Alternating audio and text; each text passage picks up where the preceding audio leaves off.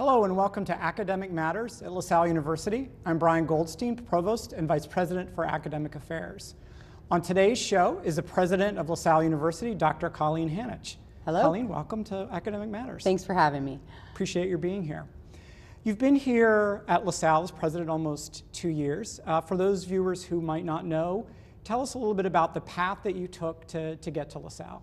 So many of you will have known that I came from Canada, and I was, prior to being a university president there, which I was for 7 years immediately before coming to LaSalle, I was a law professor and then an assistant dean, and so I taught law for a number of years and then was recruited to my first presidency just outside of Toronto in Canada.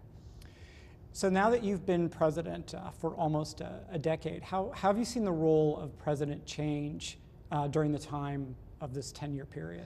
Well, it's a great question because I think what we've seen at the same 10-year period has been some real shifts in the demographics around higher ed that have added a lot of strain across our sector, so that presidents more and more are dealing with challenged institutions that are struggling to maintain the share of students in the area that study with them, and institutions that are having funding cuts from governments, and institutions where more and more of families and students are unable to pay tuition prices. So I think for the role of presidency, what that means is you have to become a little bit of an expert in all of the areas of the operation. So I've learned a great deal about enrollment and recruitment and grad credits and undergrad credits and so on, that in my earliest days as a president, you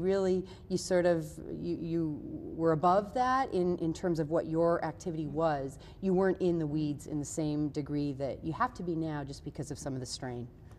So LaSalle has clearly had some of those challenges as well, Yeah. and so one way that we have attempted to meet one of those challenges is the tuition reset that was announced last year. So can you talk about what led to the reset, why you think it's important, and how you think it will set up LaSalle for the next time period? Sure. So we started talking about the reset over a year ago now, as you know, and really what drove that was this thinking that in the U.S. at least, this system of increasing tuition rates and increasing discount rates really wasn't serving the American family, because all that it really ended up doing was obscuring the actual price of attendance. Because it really didn't matter if at LaSalle our tuition, until we reset this past fall, our tuition is $41,000. Well, nobody's actually paying $41,000, or very few are actually paying that. So it sends a message that higher ed is more expensive than it needs to be. So I think, for me anyway, why I wanted us to look at the possibility of revisiting our tuition was to get it closer to what it is that we were actually collecting from our students, so that those who would, primarily middle-class families, who would look at that high number and say, community college, like we obviously can't reach on this, would actually be confirmed in rethinking that and saying, well, maybe we can. So it was a long process. It took us a year. We worked with an economist. We worked with another group of higher ed consultants, and arrived at a price which was much more reflective of what the cost is of educating the students who we serve, and we moved in that direction. So we announced this on September 27th, and if you were in Tom Gola Arena that day, we invited our students to come. We didn't tell them why they were coming, because of course this was under wraps. And as we played the video, which now has gone viral and I'm sure you've seen many times, and it was obvious halfway through the video that we were rolling back a price, our students just went wild. You couldn't hear any more video, you couldn't hear yourself breathe. In Tom Gola, they were screaming, and it was just one of those amazing moments that I'm never going to forget, because it reminded me how important this was and how hard these families are struggling to make higher education a possibility. So of late, we've had a number of admission events, our early Explorer Experience Days, and so what has been the reaction of families that have talked with you during these days about tuition? And then we'll kind of get into all the other changes. Sure. Amazing. I mean, the families, I cannot tell you how many times I've been thanked by strangers saying, thank you for thinking about what we're trying to do, because as you know, you're a parent and I'm a parent, and all we want to do as parents is make it possible for our children to succeed. So for families who look at higher ed until now and said, even though we know our son or daughter would benefit from a LaSalle degree, we can't make that possible. That's a very difficult thing for families to come to grips with. So the number of moms and dads who have approached me at those early Explorer events and said, just thank you. I wouldn't be here. We wouldn't be standing here on campus considering LaSalle if you hadn't done what you did as a school last fall. It's very gratifying because it tells me that we diagnosed a problem correctly, and hopefully we've become part of the solution to that. So is the funding model for colleges and universities in Canada the same as it is here? So we've had a tradition, for better and probably for worse, of high tuition and then high discount, and that's one of the things at LaSalle we're trying to eliminate, that disparity between what the published price is and what families are actually paying. Is that the same model in Canada, or what's the funding model in Canada? So in Canada, it's really in the same way that we have socialized medicine, we have really socialized higher education in many ways. So we pay much higher income tax. We pay tax brackets that really, once you make $100,000, I think you move into the 50 to 52% tax bracket. But the result of that is that education across the country is much more accessible. So all of the schools across Canada, when I left anyway, had tuitions in the range of $6,000 to $7,000 a year.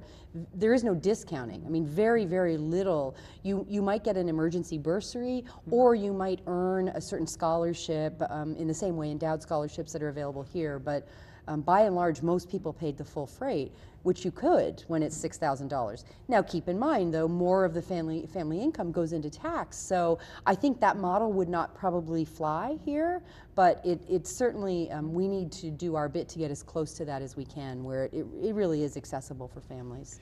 And are families talking to you about other aspects of tuition that they would like to see change? And where do you see the future going in terms of tuition? Well, I think in our sector, all universities and colleges are really looking at how they get around this perverse problem of tuition. You'll see, for example, schools are resetting as we have. You'll see other schools that are giving a 4-year price. So when you arrive as a freshman, you're told that your tuition will be X dollars and it won't change over 4 years, so that a family can actually plan for the entirety of the college experience. That's another model that is just in the early stages of experimentation. And of course, all of us who were following the presidential election campaign this past year will know that it really is a live issue, certainly for the Democratic candidates, to think about free state tuition at least in the state institutions. So I think what we can all agree upon is that this arms race of higher ed tuition rates, especially in the privatized portion of the sector, is largely over. It just cannot be sustained any longer.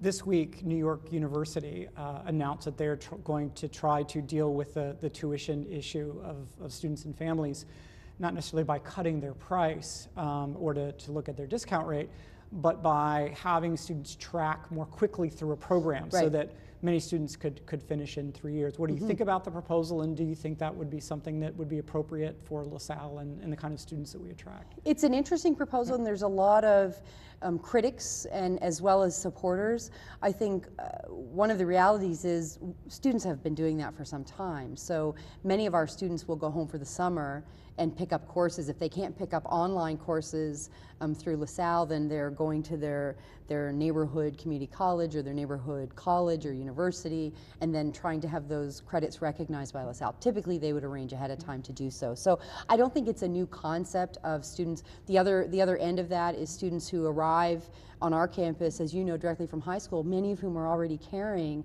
a significant number of college credits, all with a view towards having taken those credits at a time when they were cheaper to take, i.e. before you matriculate, and then arriving here with the idea that you'll knock off some of your general ed courses, your core, whatever it is. So I don't think it's a new idea. Putting a formal structure in place that can shorten from 4 to 3 is.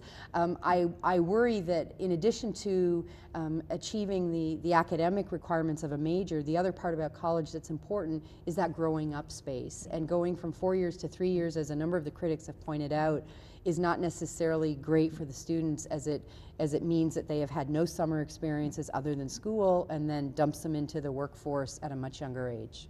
I think also it would mean that students would be almost required to know exactly what major they wanted at 16 or 17 or 18 years old, and there would be very little room or opportunity for experimentation or to change majors if you're going to try and finish in 3 years. Absolutely, and I mean, every student is different.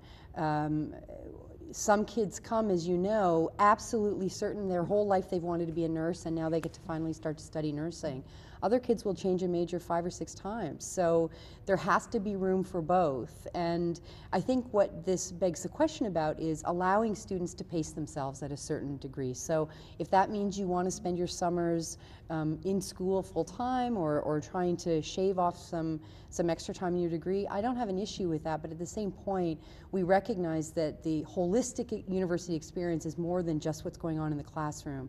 And being able to send students off on a service learning opportunity or a straight service trip for that matter is really equally valuable. So along that same line, there's some discussion by some experts that the time of the residential 4-year or even 2-year, if you're a transfer student, university is coming to a close. Do you have thoughts about whether this whole brick and mortar model might be up for change in the next, let's say, 10 to 20 years? Well, if you think about it, if you go back and trace how our sector developed, it was very much driven by the Industrial Revolution and the needs of the Industrial Revolution. We're now in a knowledge-based economy. It is a completely different approach. And so arguably, a knowledge-based economy is less about teaching groups of students how to walk in lockstep, and much more about meeting students where they are and allowing them to really create their own future. If you think about it, we are currently educating and training students for careers that don't even exist yet. And I know that sounds trite, but it's actually true. So I don't know that we need to do that in the same residential model. That said, every student that has that residential experience, again, it's more than just the intellectual growth. There is another piece to that growth that is taking place and continues to take place well in a residential setting that I think would be hard to make up for in an alternative structure. What might that alternative structure be? I think that's a question that I would want to ask those who say the residential university is going away. Right. My sense is you'll just end up with wholly online, student-driven, very little general education, very little core, completely self-designed, self-built student programs. That would be my sense. This is Academic Matters at LaSalle University. We're going to take a short break and be right back with Dr. Colleen Hanycz, President of LaSalle University.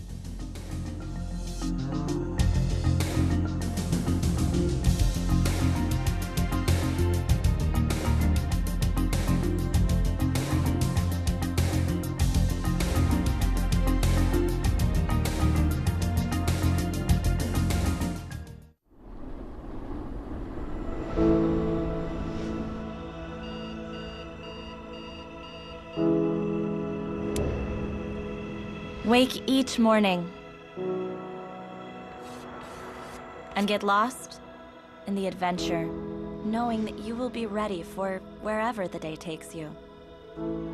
Learn from those willing to teach. Their wisdom and their strength will become yours. They will impart to you a tradition of education nationally recognized for its value. A tradition worthy of your best efforts. As young men and women of LaSalle, we will invest in you the guidance to blaze your own path, to go forth into the unknown with new certainty, to realize your full potential as professionals, as leaders, as citizens.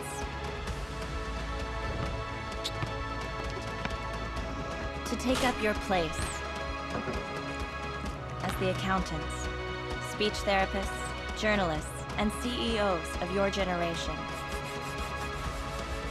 To impact this city and the world beyond. These adventures are yours, and you are ready for them. Explorers are never lost.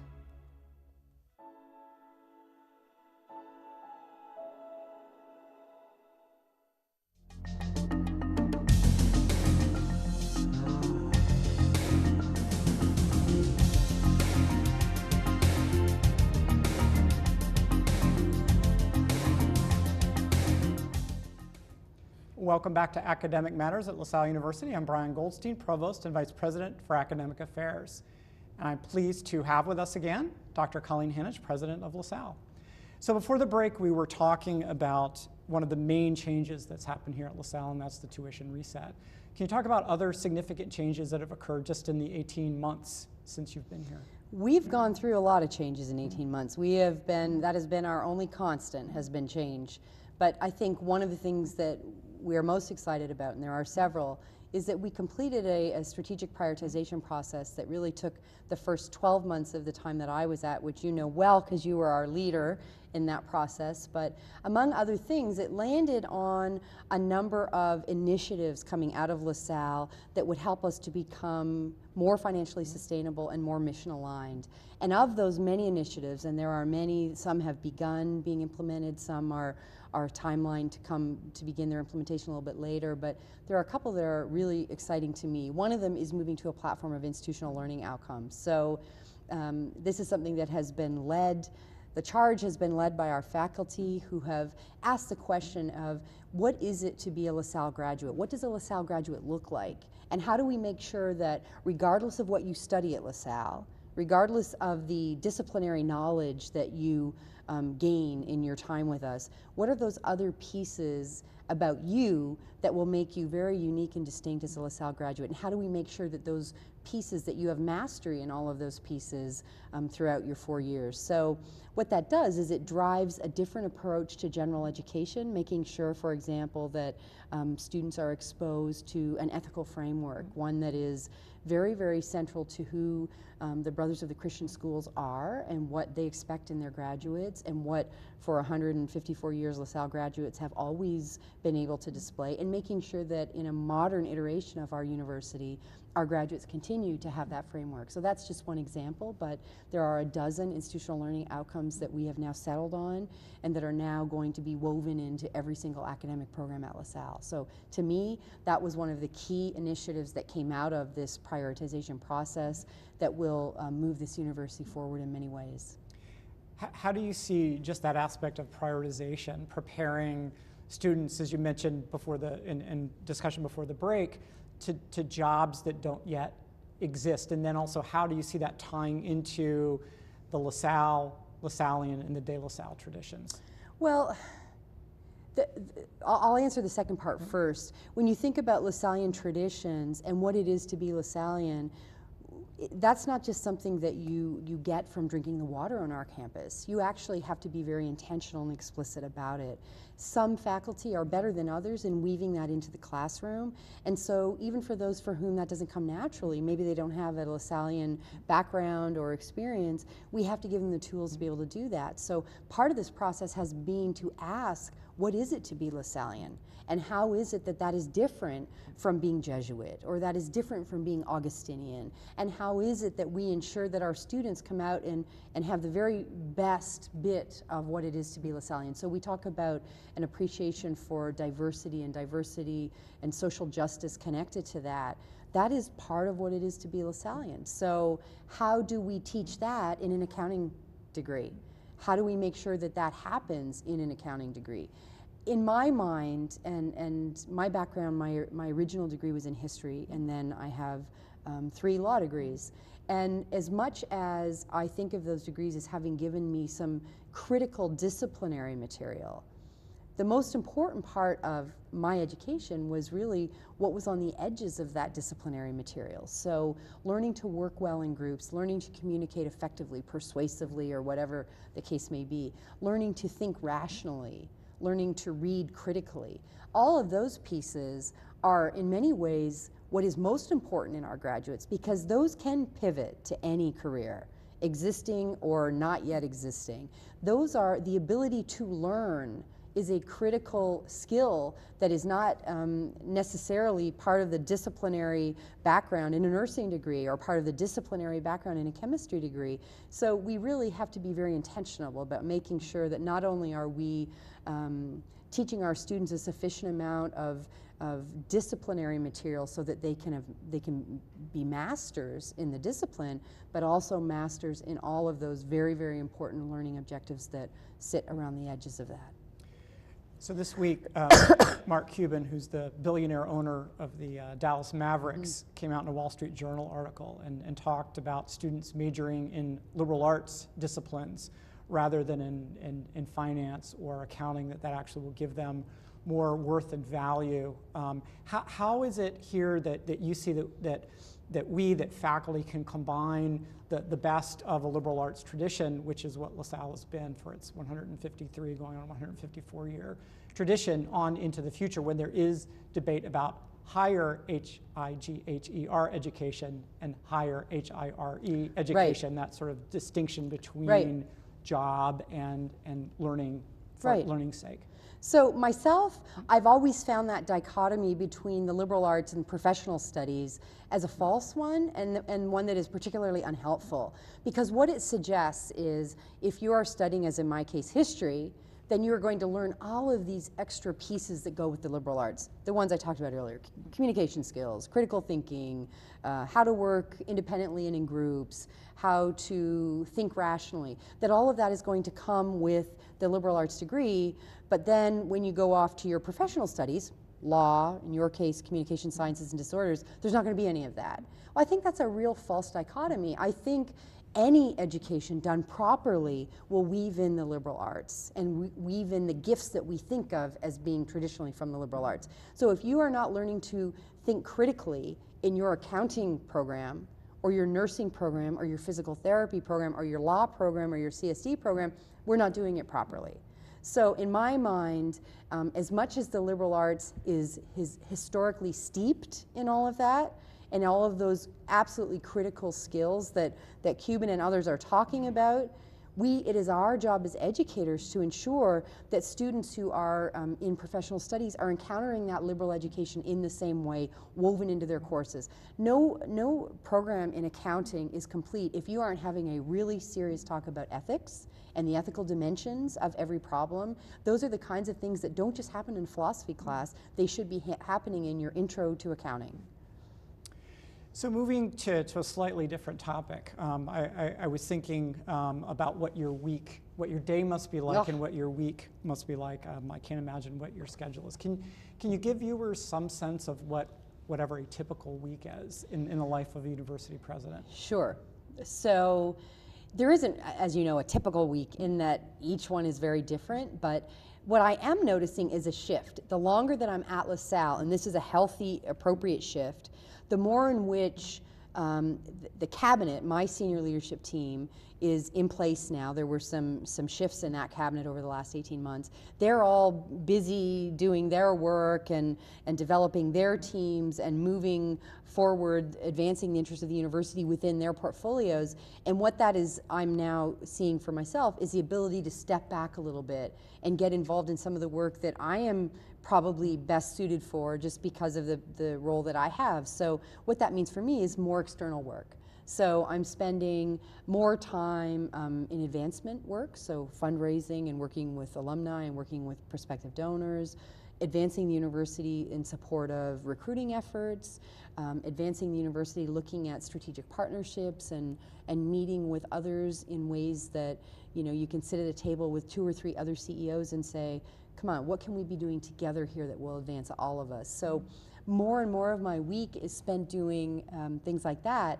That said, one of the best parts of my week, every week, is to meet with the cabinet, which is 10 people, mostly vice presidents of the university, and to go through a list of those thorny issues that are facing us now and how we're moving those forward. So those are parts of my week as well, but then I throw in, I always find some time to sort of hang out on the quad, see some students. I find for most of us who are in higher education, the more time you spend with students, the more energized you are. So I know you would agree with that. And so now that being in the classroom is not part of my weekly reality, I have to find other ways for that fix. So as you do that kind of work and are more externally facing, and you see where the university is going, can you imagine 12, 15 years from now what LaSalle is going to be? You know what? What's your vision for that?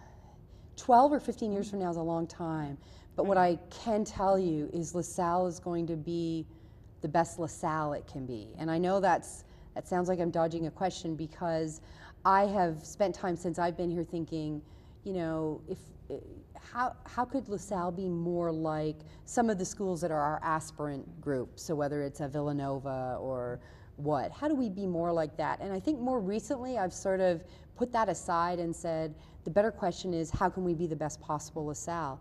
LaSalle is very different than the other schools in Philadelphia, both the Catholic and the secular institutions, and I think there is lots of room for LaSalle to be better at what we do best.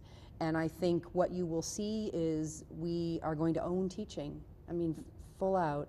It is going to be known as the school with the best classroom experience. Secretly, I think we're almost there. As you know, Brian, I have a son who is a sophomore here, and some of the things that he's experiencing in the classroom I've never seen before. They're tremendous, but we are going to move forward in a way so that St. John Baptist of LaSalle, as a patron saint of teachers and educators, would be very proud of what we're doing around teaching. So final thoughts on, if their family's watching, why they should send their son or daughter to LaSalle? It is a remarkable experience, and most schools say this, but we mean it. It's a school that cares about success from every possible angle, professional, personal, spiritual, physical, in every possible way. It is a perfect place for a young person to continue the work that their family started. Thank you. President Hanycz, thank you for being on Academic Matters. This is LaSalle University. Thank you.